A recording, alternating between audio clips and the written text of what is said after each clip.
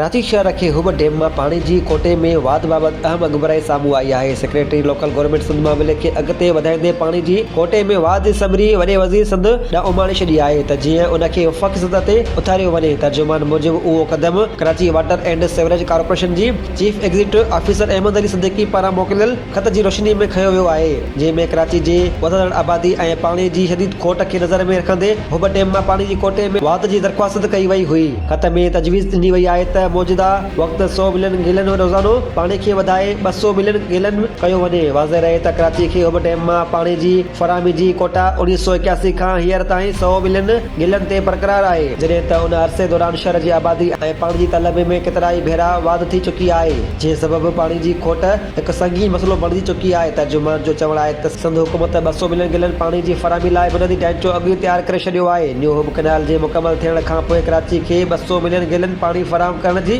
मुकमल सलाहियत हासिल थी चुकी आहे। हिन वधीक चयो त पाणी जी कोटा में वाध वक़्त जी अहम ज़रूरत आहे, पर इहो मामिलो वफ़ाक़ी हुकूमत जे अख़्तियारनि में अचे थो ऐं हितमी मंज़ूरी बि वफ़ाक़ सतह ते ई ॾिनी वेंदी। सिंध हुकूमत तरफ़ां हिन सिलसिले में संजीदा क़दम खणण उन ॻाल्हि जो वाज़िह सबूत आहे त शहरनि खे बुनियादी सहूलियतूं मुहैया करण लाइ असराइती कोशिशूं जारी आहिनि।